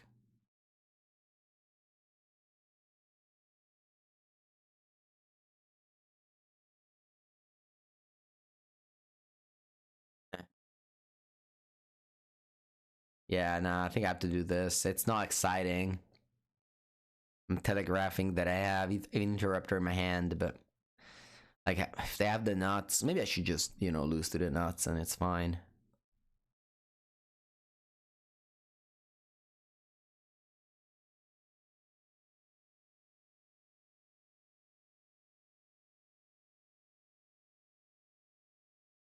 Yeah, they had the nuts, so thankfully. Do expect a lot of players playing this in Prague? Nah. Oh wow, they got Oars of Pontiff. Gee, that's a card. Oars of Pontiff. I think it's a strong deck, but I don't think it's a popular choice, no.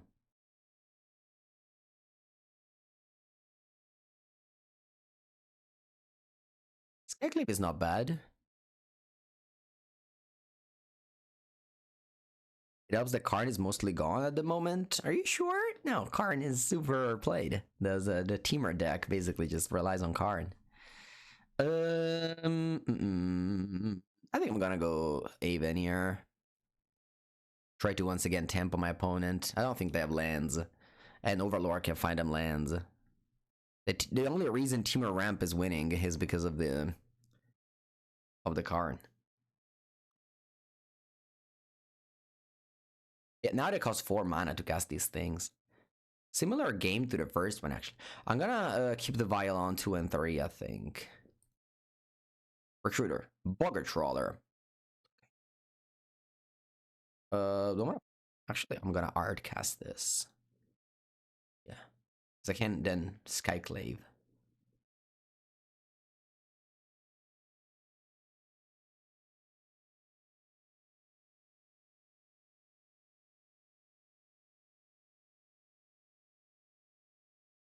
What card did you get with the Overlord at the first time? Oh yeah, Oars of Pontiff.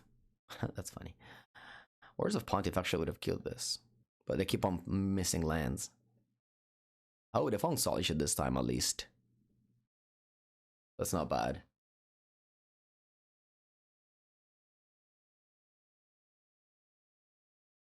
Yeah, I don't want to play Skyclave. Should I play Skyclave? Solitude the Aven. They take 5. They play Skyclave, they take 7. Maybe it's not bad to play Skyclave. What do you guys think?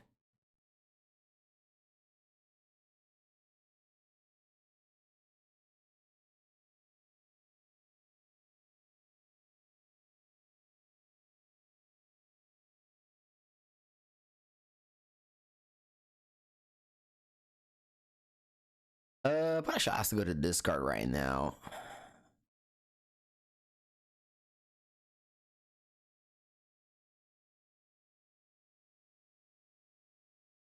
Skyclave.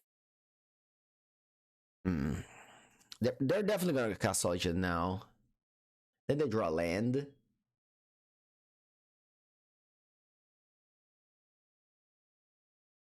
Are they going to discard? What do they discard here? Come on, let's draw something powerful. Hordes of Pond if you discard it. That wouldn't be that bad. I guess they want to Solitude the Bugger Trawler. I'm gonna go no. It's been too long since my stream. It was like last Thursday. It was like 4 days ago. Yeah, I mean that's some time, I guess.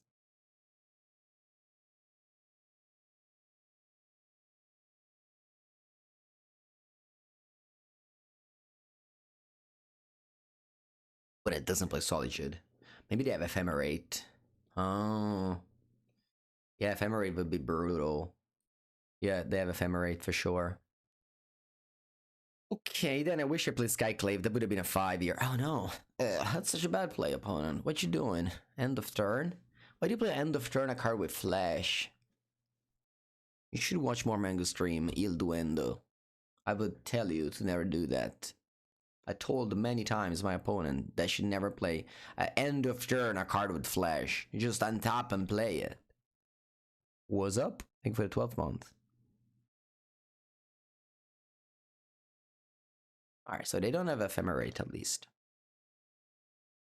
3 mana Flicker Wisp. Do we have lethal? If they don't find us... Oh no, they have a Solitude there, so... Yep.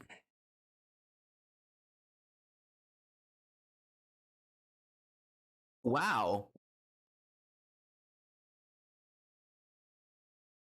Oh, because I can cast Ephemeral Overlord for free now.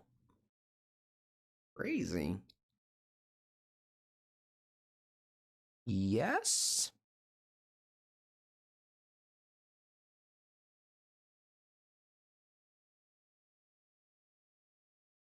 They can also cast Failure. No, that's a good play. Better than mine, and you can return Solitude there. Or Lauren. Nah, probably 100% Solitude. And then you can also play Failure, yeah.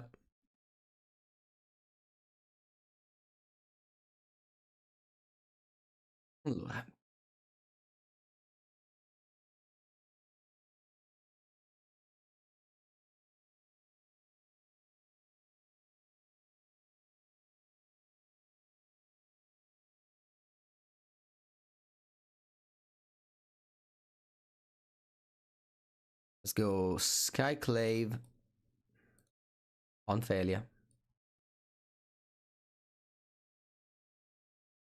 And then let's go Failure. They have Solitude in end. Keep in mind.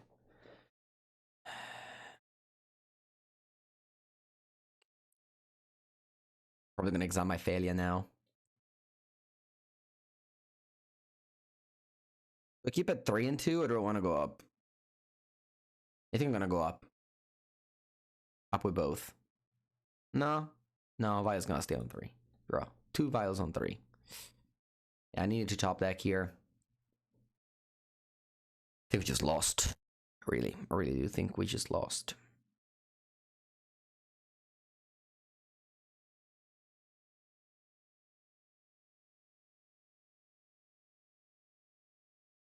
Put a big in combat, see what happens. Let me attack. Yeah, I think it's a rip.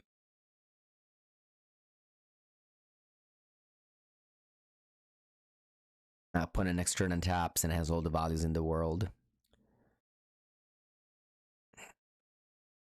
Alright, no trophy. The mirror match beat is. Rip. Let's close. We're gonna win the last one. Easy. Ooh, playing against Dunk. Strong player.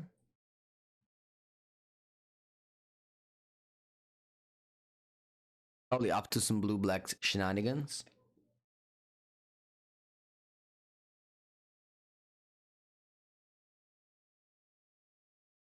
I go MTGO because I expect Psychic Frog from them.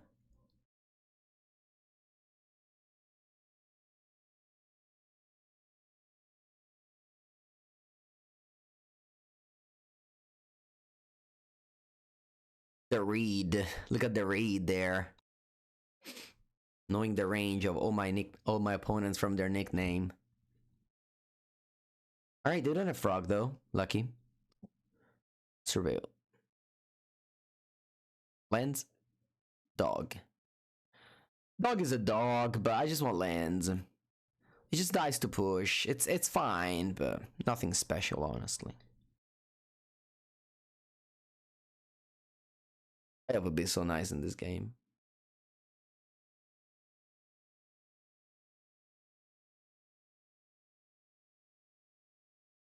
Been mana screwed more often than mana flooded. And even like earlier in the previous game where I drew, you know, Bogger Trawler and Witch Enchanter, they weren't that bad. I'm happy they cut Iganjo. That card does not feel like a spell.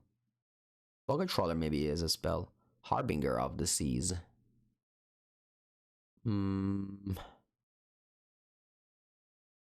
Okay, I think what I want to do is playing around Solitude here. Sorry, playing around Subtlety here, so I'm gonna go Solitude.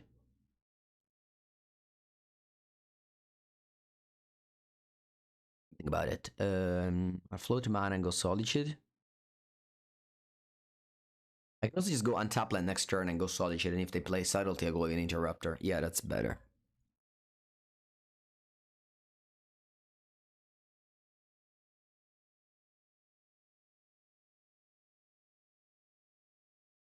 I'm gonna do that because this way I don't lose 3 life.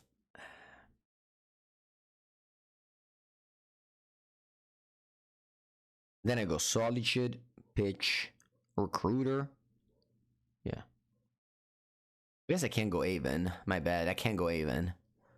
Of course I can't. But anyway, Subtlety isn't even that played, so it's okay.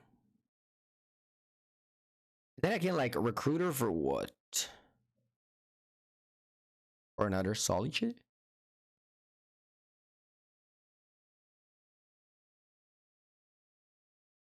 I'm also just gonna fetch go.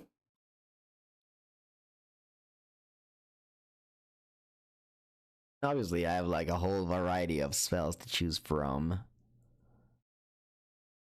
think I like another Solitude here. Everything else seems fine. But this way we play around a second Harbinger.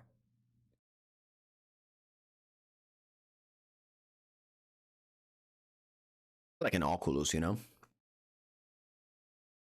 Fifth fetch line in the graveyard.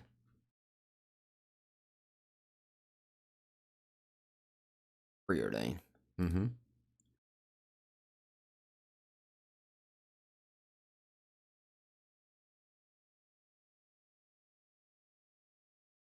Top to bottom. Passed.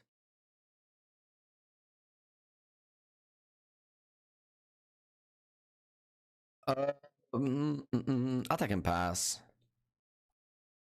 They may play counter spell, so I want to keep up mana.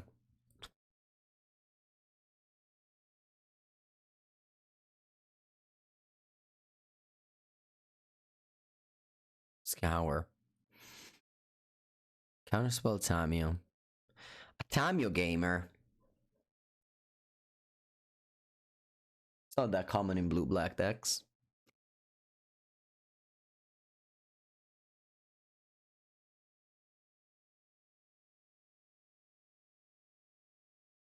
Imagine if this is Oculus.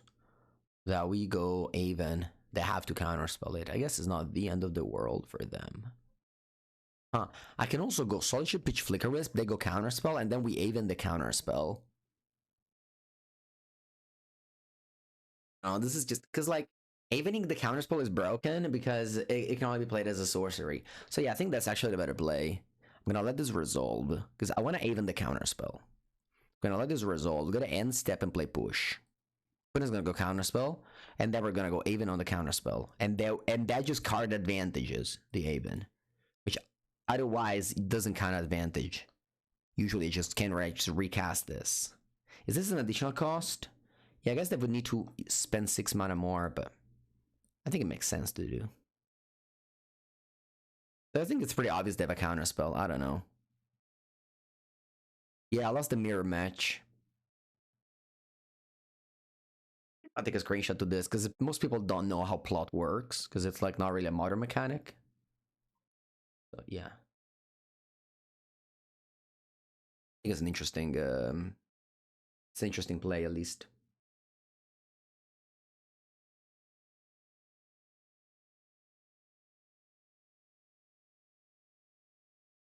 And this was important to know because otherwise it would have like even interrupted the Oculus, they counterspell it, and then later on they can replay. Whereas now we just card advantaged. And in Magic, the more card advantage you do, the more likely you are to win the game. That's why you shouldn't play cards like Torpor Orb, Land of the Void, and so on and so forth. They can obviously now reanimate the Oculus. Teach up Pepengu? Yeah, coaching lessons for free.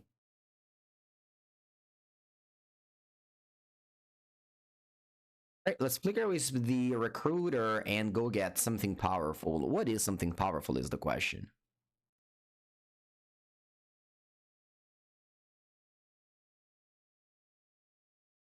I want something that doesn't die to removal. I want something that creates card advantage. Is more flicker wisp, honestly.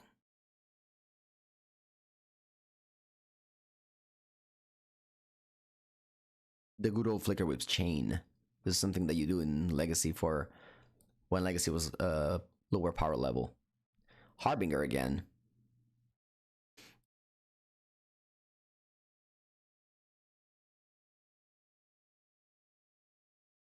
Fetch plains. Yeah, I'm glad I fetched a swamp earlier. And now I don't need to kill this.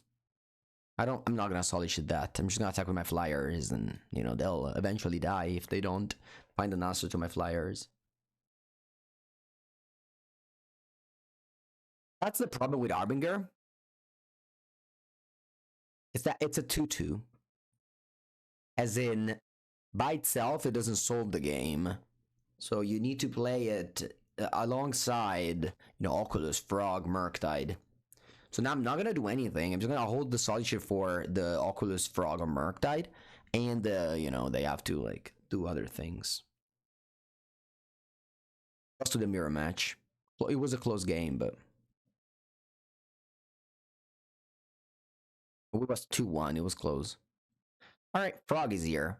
They have 3 cards in hand. Do you think Moon's effect are worth against this deck? I don't think so, but they have 2 main, and so they played the main, and it happened to be good because my draw was very non-basic loaded, and I drew like 2 fetches. I guess on turn 1 I fetched the Shadowy Backstreet, and then I fetched basic with the other 2.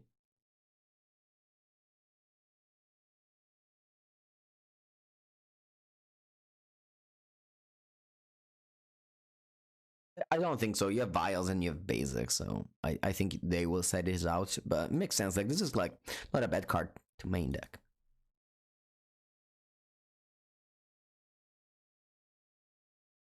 I have the feeling that they have counter spell. It's not a great feeling that I have. Okay, Witch Enchanter. I think like I should just attack with Olier. They block even this card. I go Solitude. Yeah. And they'll take 4. They have to counterspell. They will. The deck list that's on exclamation mark deck is slightly different than the one I'm playing. The one I'm playing is from Respect the Cat. The one I loaded was from PTQ winner Theo Young. All right, I give this fly. I mean, they're both good. It's just that one was playing less Orcish Bowmaster. Yeah, they have counterspell in Exile with Aven. Yeah, they can't cast it. It's plotted. I think I'm gonna switch it now. I think I'll pitch the White Orchid Phantom. I'm gonna cast the Witch Enchanter if it goes well. But again, I have a feeling it wasn't going to go well, so it's okay.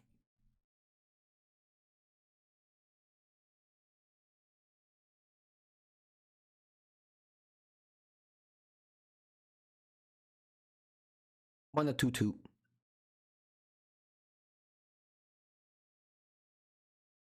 Yeah, plot it's only a sorcery. Point is at 4. I mean, again, as I said earlier, this card is great, but you need to pair it with something. They paired it with Frog for now, and they attack with Frog. I have a bad feeling. I have a bad feeling that my opponent drew another threat, another Oculus or another Frog. So we will lose this game to the Arbinger. It seems.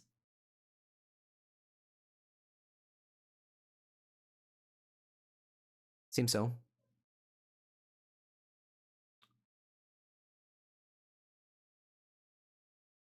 Yeah, the Harbinger will win this game. Attack like this. I think it's a good attack.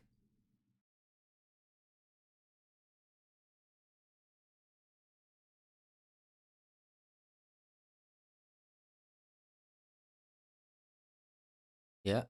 When he trades with a Flicker Wisp and takes 2 down to 2. Now, obviously, they draw anything we can't beat, but draw something. Sorry, if they don't draw anything next turn, they may need to not block with Frog. We'll see. They have 3 cards.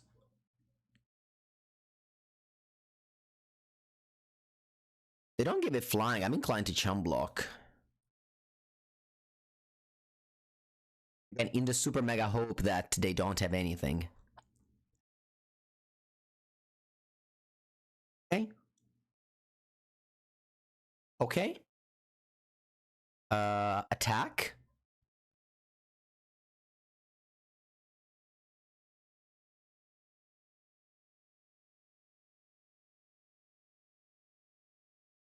Wow. All right. I guess they would have died to my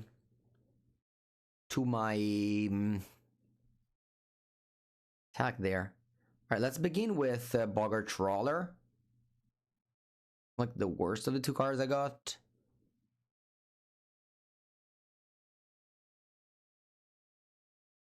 Okay. And then I'll play Flicker Wisp. Removing the counter on the frog. If it resolves, of course. And it does. Nice.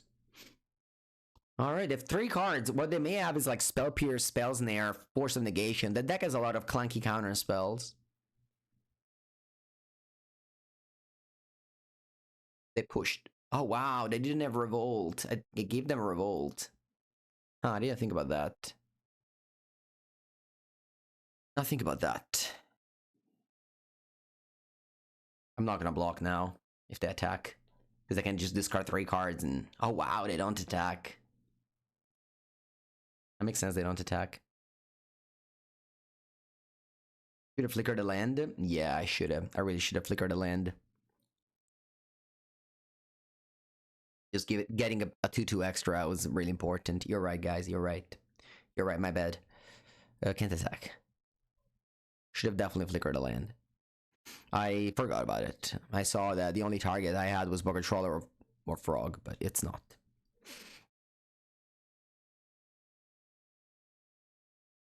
But a 2/2 extra, I would have attacked for sure, because they clearly don't have anything if they don't attack.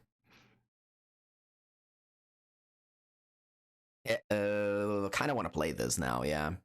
I think they don't have anything. If you have something there, you attack for sure, so I'm just gonna play this. All you have is probably like Spell Pierce, Spell Snare, Force of Negation, so I'm just gonna attack with these 2 creatures. Yeah, they concede. They don't even let me attack. But I would have attacked. Draw. Alright, failure. I'll go to the bathroom. I'll be right back for game number 3. I'll take put a ad break if I can. If Twitch lets me do it. Alright. Okay. So, against that deck, my only change previously was to cut the 2-White Archer Phantom for 2 Thoughtseize. I think everything else looks particularly bad. I can have Fairy Macabre as well. There's really not that much to side out though. Everything looks really, really good in this matchup. Let me switch Enchanter. Let's do this. How's everyone day been? Yeah, it's been good. Playing this very fun and good deck so far. I'm gonna go pretty sweet and clean. Aether in non-mirror games. Very confident we're gonna win this match. This seems like one of the best matchup for this deck.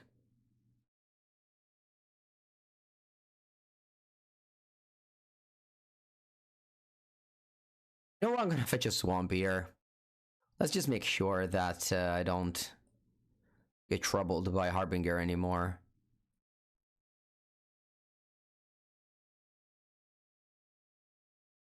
I think my pick is Psychic Frog here.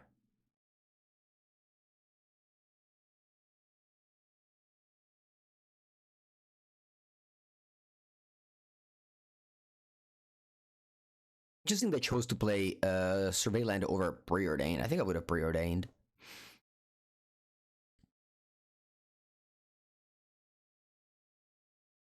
You just want to really find a second land for Frog.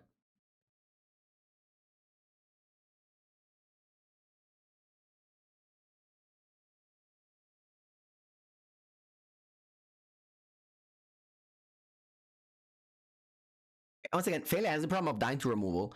I think I'm gonna cash in my Overlord.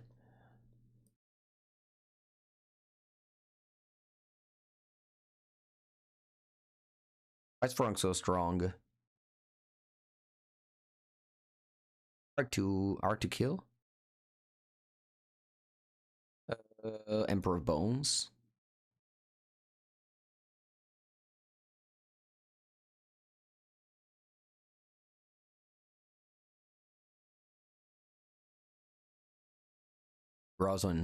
draws on attack.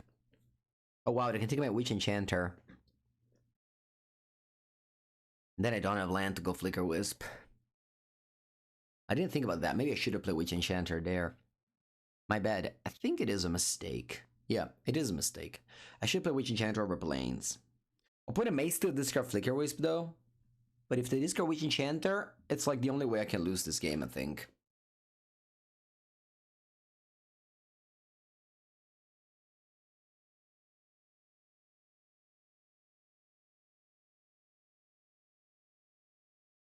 I'm not saying that it's a mistake not to discard it. Yeah, see, it wouldn't have been a mistake. Tamio.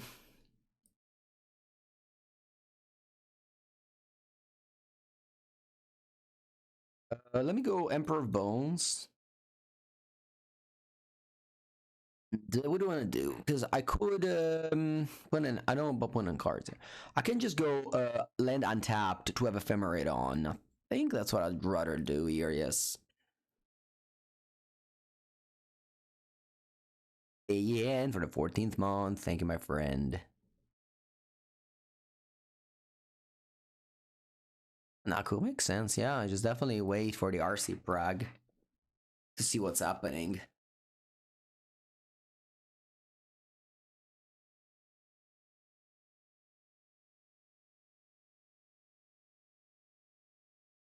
This is a game where both of us have perfect information about what's going on in the game. Like, we both have fully open informations. Alright, I'm going to play Emperor Bones.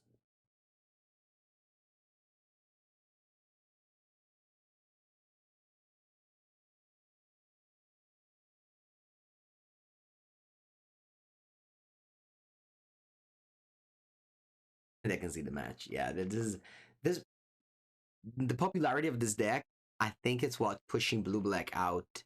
I thought that blue-black would have been one of the top deck, if not the most popular deck at the original championship, but I honestly think it's impossible. You are just registering a deck, blue-black I mean, that has just a game loss against this deck. And this deck is gonna be played. It's probably gonna be like 5 or 6%. But I think like the whole goal of the blue-black deck is that it was head game against everything. But here, this matchup is a game loss. And you can't do anything about it. So yeah, I feel like Black-White Taxes is a really strong contender for the best deck in the format. I think it's actually the third best deck in the format. This league was clean. We haven't lost a match or a game in the mirror match. We lost the mirror match, but we haven't lost a game otherwise. So very strong performance. Thoughts about this list? Probably the 3 weakest card of the deck are these 3. Although White Orchid Phantom is good against the Urza Saga, which I didn't play against, or Belcher, which I didn't play against. Yeah, definitely thumbs up for this deck. If you are an enjoyer of mid-range, this deck is really good. So yeah, keep an eye on this and make sure to buy your Balamurk before the card jumps, because I think this deck is gonna have a great performance in Prague. Yeah, I really do believe it's a strong deck. I'm still not confident in playing it because I feel like there's definitely things that can go wrong, whereas maybe like a deck like Boros or Breach is still like a better deck, so I'm still registering one of those two. But it's still a good choice. So yeah, thank you for watching. Hope you had fun, and make sure to subscribe to the channel.